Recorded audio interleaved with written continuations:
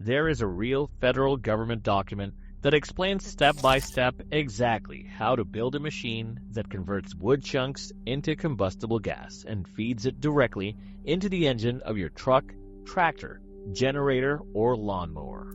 This fuel system costs $0 to run, and you'd be surprised to know that you already have all the materials you need sitting in your yard right now. You see, it works on gasoline engines and older diesel engines, and it worked so well during World War II that 500,000 civilian vehicles across Germany alone ran on it before the war ended. The document is called ORNL-6404. It was published in March of 1989 by Oak Ridge National Laboratory, commissioned by the Federal Emergency Management Agency, and approved for unlimited public release by the U.S. Department of Energy. The United States government paid scientists to write it. They tested it, published it, and then watched it disappear into a file cabinet for 35 years, while you kept filling up at the pump. Stay with me because before the end of this video, I'm going to tell you about a farmer in Springville, Alabama named Wayne Keith, who has not bought a meaningful amount of gasoline since 2004. You see, Auburn University tested his system, and the numbers are not what you expect. There is one detail inside that FEMA document, one specific design element buried on page 19.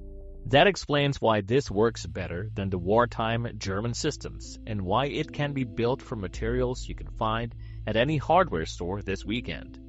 That detail is what this video is building toward, and yes, it applies to you even if you already own a home, a truck, and a piece of property. You do not need to be starting from scratch. Let me take you back to 1942. France has fallen. The German military has control of the oil supply. Civilian vehicles across occupied Europe are being shut down because there is no gasoline to put in them. Factories are going cold. Food cannot be delivered. And then something remarkable happens. Mechanics begin bolting metal drums to the backs and sides of their trucks.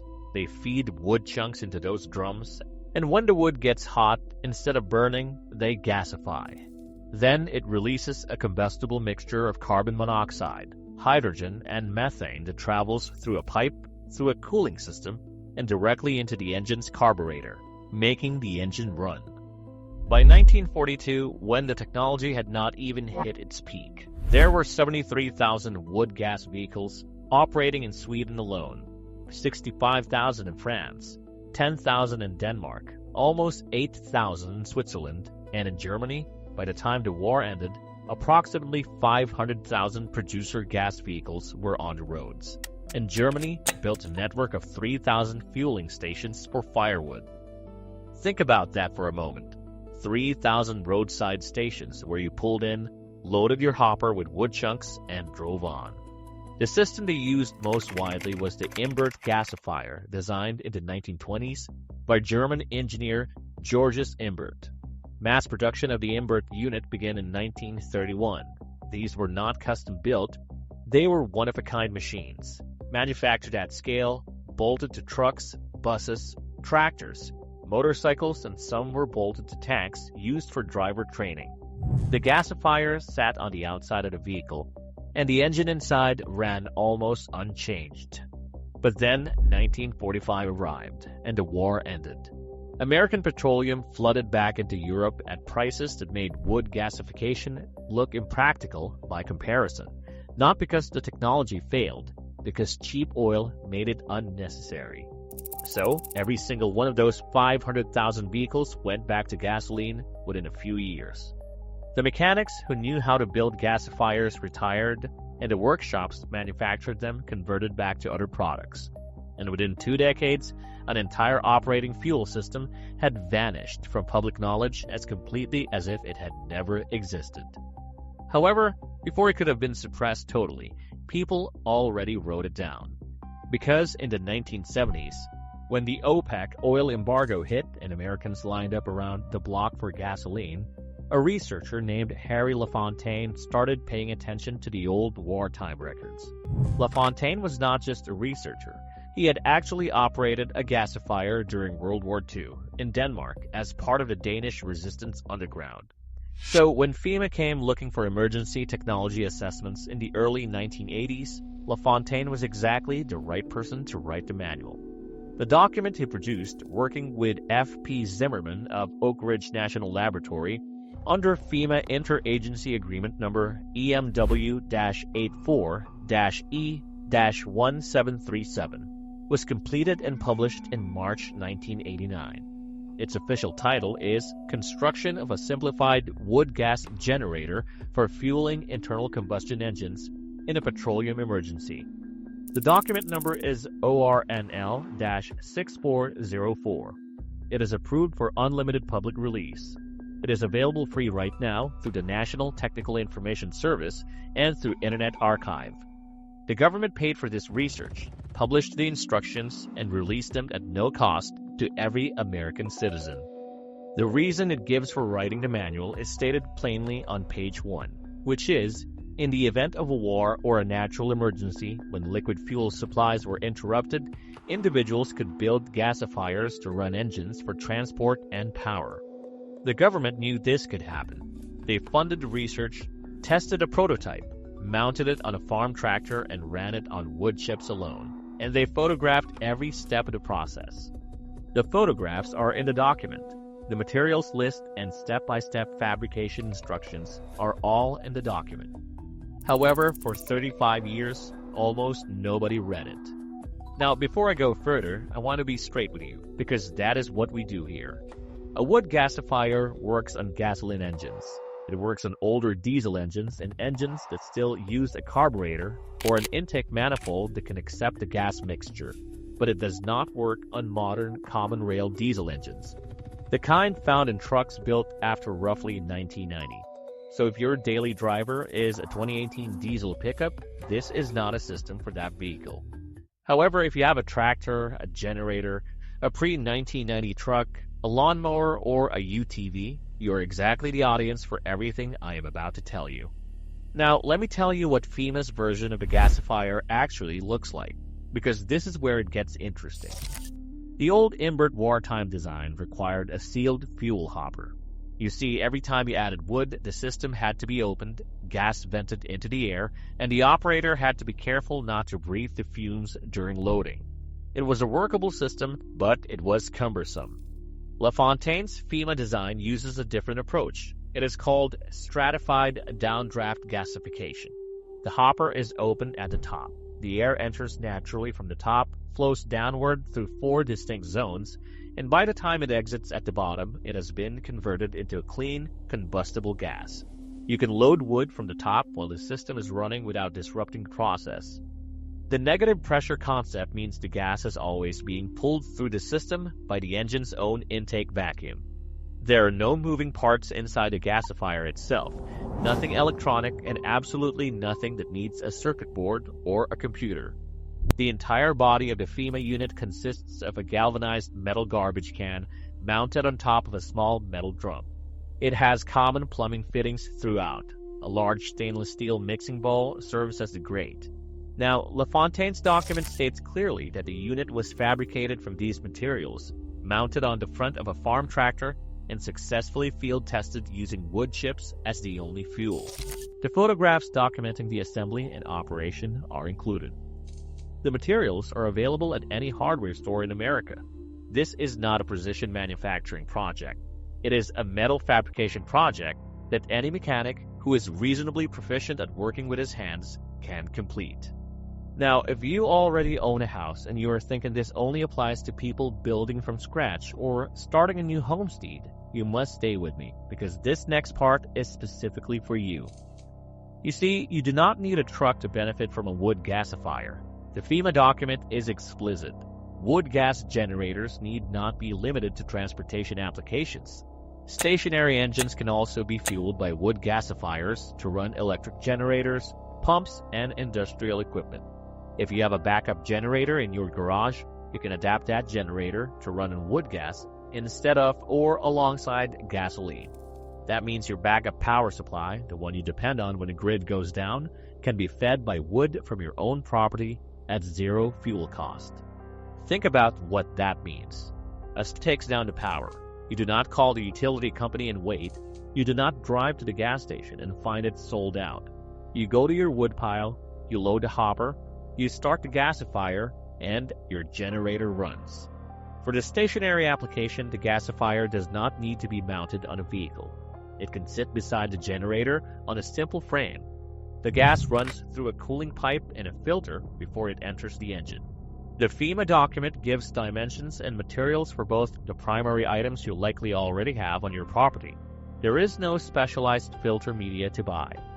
And here's the thing about the stationary use that most people miss. You are not running the generator all day. You're running it when you need it. The system starts producing usable gas within a few minutes of lighting. Run it for 2 hours to charge your batteries and power your refrigerator. Shut it down. The wood in the hopper preserves itself until you need it again. This is exactly the kind of resilience that the Amish communities I have spent time with understand instinctively. When I first started visiting farms in Holmes County, Ohio, what struck me was not the absence of electricity. It was the presence of systems that worked regardless of what happened outside the farm. These families had thought through what happens when the supply chain breaks. They had answered the question before it became an emergency, and their answer was always the same. Keep the skill inside the family. Keep the knowledge on the property. Do not let the solution live somewhere you cannot reach it when you need it. Wood gasification is that kind of knowledge. It is not complicated. It is not high-tech. It is chemistry that humans understood 150 years ago. But it has been priced out of memory by cheap petroleum, and that pricing is not permanent. Before I show you the most important detail in the FEMA document, I want to tell you about something else that is available right now in the description below. Before I show you the Wayne Keith numbers, and they're not what anyone expected, everything I have documented is in one place. The stove, the tunnel, the water, the fuel. Now this, the Amish home system. Link in the description. But stay here, because what Auburn University measured in that truck is the part no fuel company wants published. Now, let me tell you about Wayne Keith. Wayne Keith lives in Springville, Alabama, about 30 minutes north of Birmingham on I-59. He runs a small beef cattle operation. He has a homemade sawmill on his property, and he has not bought any meaningful amount of gasoline since 2004. He became interested in wood gasification in the 1970s during the oil embargo. Prices spiked, stations ran dry, and Keith started experimenting. Then petroleum got cheap again, and he set the project aside. In 2004, when prices climbed again, he drew a line in the sand. He went back to his notes, built his first wood gasifier, and retrofitted it to his truck. His words were published in Mother Earth News and on his own website, driveonwood.com. In the summer of 2010, Auburn University professor David L. Bransby from the Department of Agronomy and Bioenergy arranged a formal test. Wayne drove his 1993 Dodge Dakota on a 2-mile test track at Auburn's National Center for Asphalt Technology. It was 40 miles total at exactly 55 miles per hour, first on gasoline, then on wood. The efficiency was calculated as distance traveled per unit of energy, measured in miles per million BTU, so that gasoline and wood could be compared on an equal basis. Running on gasoline, the truck achieved the equivalent of 168 miles per million BTU, and running on wood, it achieved 231 miles per million BTU. That is a 37% improvement in fuel efficiency over gasoline, not equivalent to gasoline, which meant it was better than gasoline by 37%.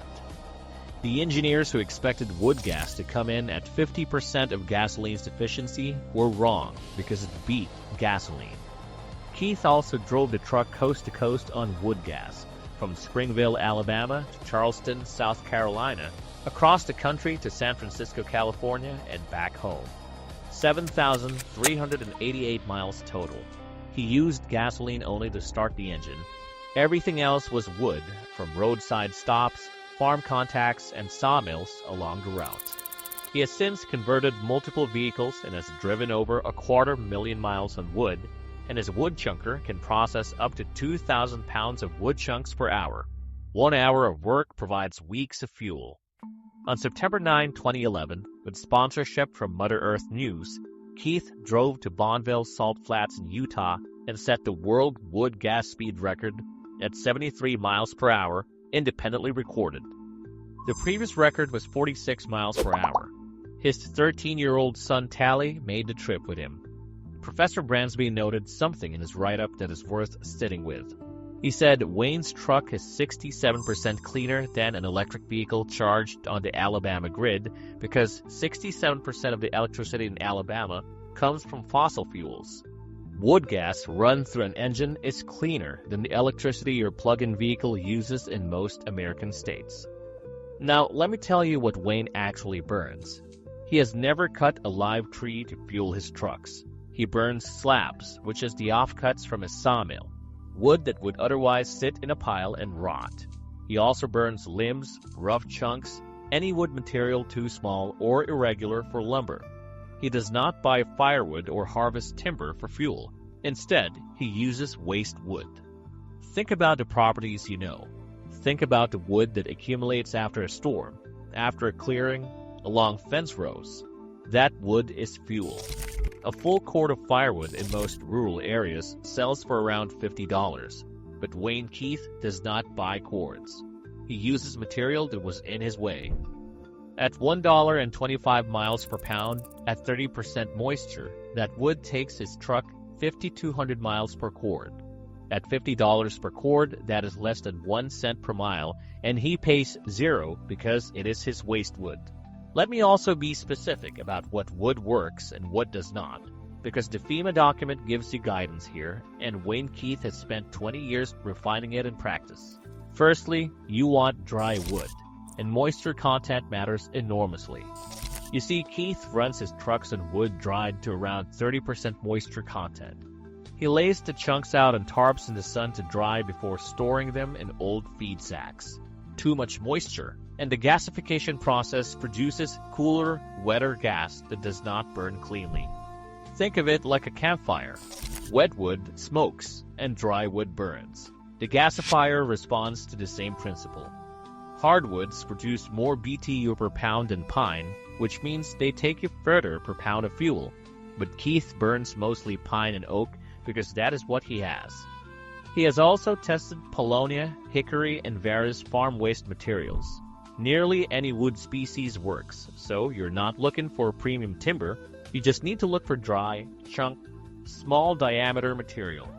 The stuff that piles up in every rural yard and is usually burned as waste. The chunks need to be roughly 2 inches in diameter, because if they are too large, the gasification process becomes incomplete, and if they are too small, it clogs the system. So, Keith built a wood chunker from salvaged truck parts to process his material. You can do the same, or you can cut chunks by hand with a hatchet and a saw. For a stationary generator, a weekend of chunking can fill several feed sacks that will provide weeks of runtime. Moving on, here is something that will surprise you about the wood consumption. You see, when Keith drives his Dodge Dakota at highway speeds, the truck goes 1.25 miles per pound of dry wood, and at 5,200 miles per cord, the economics are clear. But for a stationary generator running intermittently for backup power, the wood consumption is even more favorable. You are running a smaller engine under lower load. A well-tuned stationary gasifier feeding a 5-kilowatt generator can run for hours on a modest hopper load. The calculation changes depending on your generator size and load, but the fuel costs stay the same. Zero. This brings me back to the FEMA document and the specific detail I promised you. On page 19 of ORNL-6404, the document describes the 4 stratified zones of the downdraft gasifier and explains why the design works better than the sealed invert units the Germans used in the 1940s. But the detail that most people miss is the great design.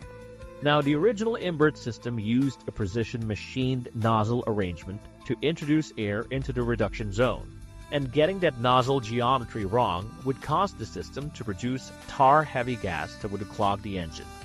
This was the main technical barrier to amateur construction.